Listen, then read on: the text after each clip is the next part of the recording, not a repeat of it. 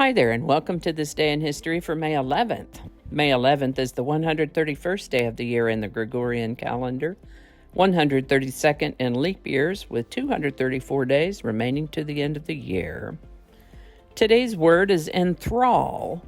Enthrall is a verb that has kind of a couple of different meanings that it feels like opposite meanings, but they're on ends of a spectrum. And what do I mean by that? Well, the meaning I think most people will recognize is that enthrall means to hold spellbound, to charm. The other meaning is to hold in or reduce to slavery. Both of these meanings come from Middle English, where enthrall meant to hold in thrall, which meant slavery, and thrall came from an Old Norse word that likely originally came from an Old High German word that meant servant.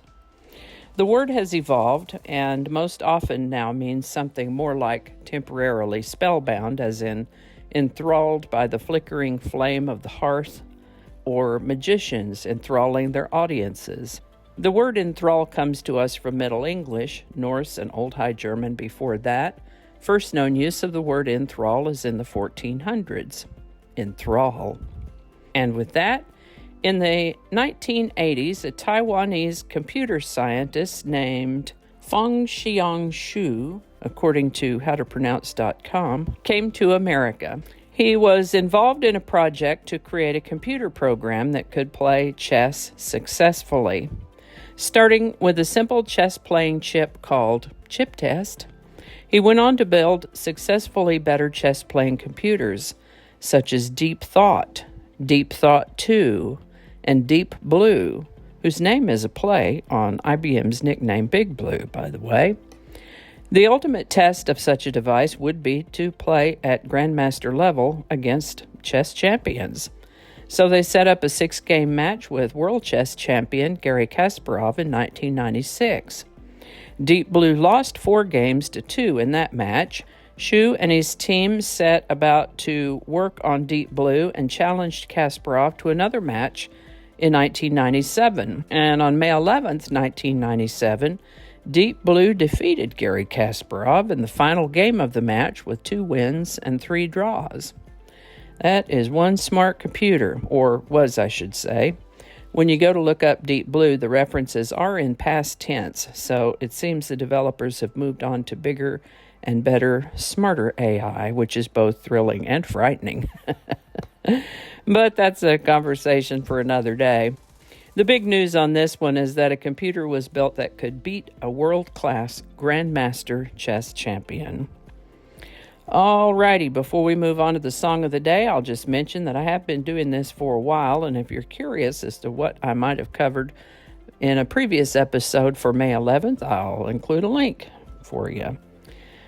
Today's song is Joyride by Roxette. We talked about a Roxette song not too long ago, and here we are again. Joyride was written by Per Gessle and released in February of 1991. As so often happens, everyday life provides the inspiration from which creatives build their great works, and the story on this one is that Per Gessle's then girlfriend, now wife, had left him a note on the piano that said, "Hello, you fool, I love you." The term joyride came from a television interview where Paul McCartney had said that writing songs with John Lennon had been like a long joyride. I bet that's true.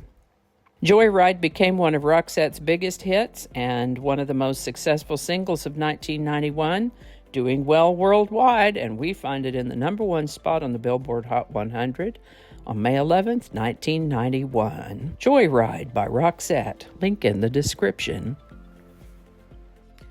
And I think that's going to do it for us today. Thank you so much for watching. Consider subscribing if you haven't already. Feel free to share this video with a link in your email, messaging, or social media. If you enjoyed this series, you can check out the playlist that contains these videos. I'll put a link to that in the description. That description lives on YouTube, so for other platforms, I'll include a link to my blog page that's called No Really. You can also find me on Rumble, BitChute, and Getter. All those links in the description. Alrighty, that's all I can think of right now. Thanks again, and I'll see you next time.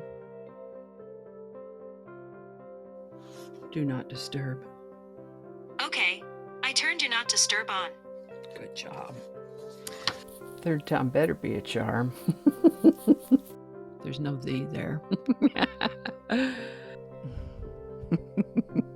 One more time. Attracting. Just read the whole thing over. Are you making some sound? Get on out of here. Yeah, we're gonna edit that out. Don't alienate people who can be helpful to you. Flinging happiness all over the place. Alrighty, back to work. I think we got it this time.